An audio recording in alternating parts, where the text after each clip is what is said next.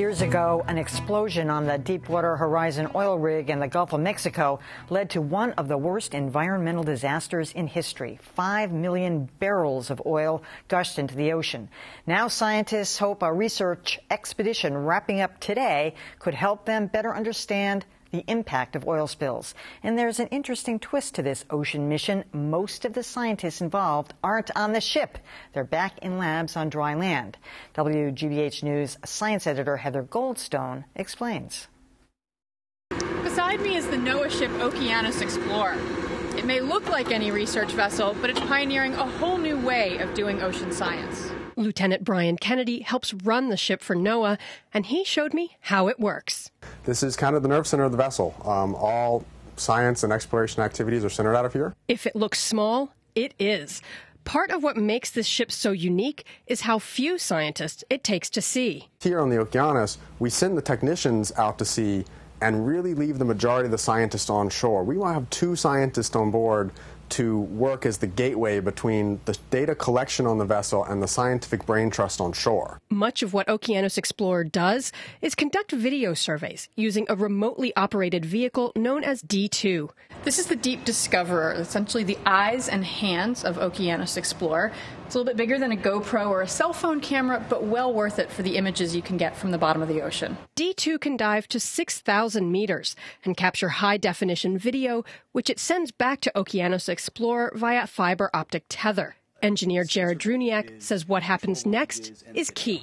From there, the video goes through our ship's router and our encoders. From the encoders, it goes over a satellite, over an Internet 2 backbone. In all, it takes just a few seconds for images to travel from the bottom of the ocean to labs thousands of miles away on shore. We do our best to make sure all of that data is available in as close to real time as we can.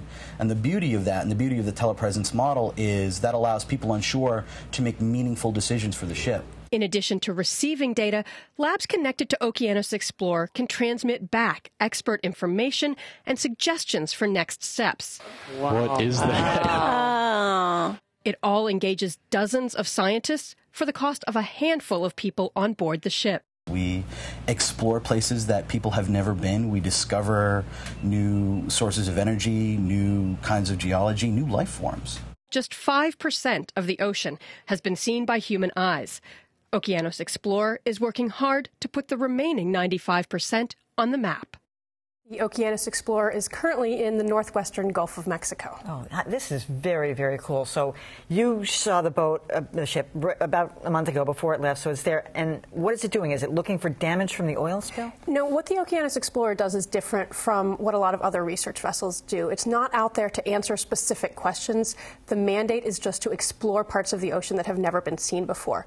But there is, a follow-on ramification to that, which is that when you've got something like the oil spill, it's very difficult to gauge the impact of any event if you don't know what was there first. So, for example, one of the systems that the Okeanos Explorer likes to look for, as you can see in this video, is areas where oil or gas naturally seep out of the seafloor.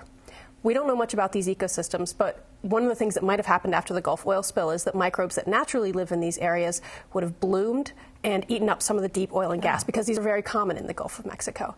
And so by going out and learning about those more could give scientists a handle on future events. So is this brand new? Has technology allowed us to do this, or have we been around? Right. The Okeanos Explorer launched in 2010. The idea dates all the way back to 1981, and it largely has been a matter of the technology, but also kind of just having the mandate to do it. All right. That's great. Heather Goldstone, thanks so much for that.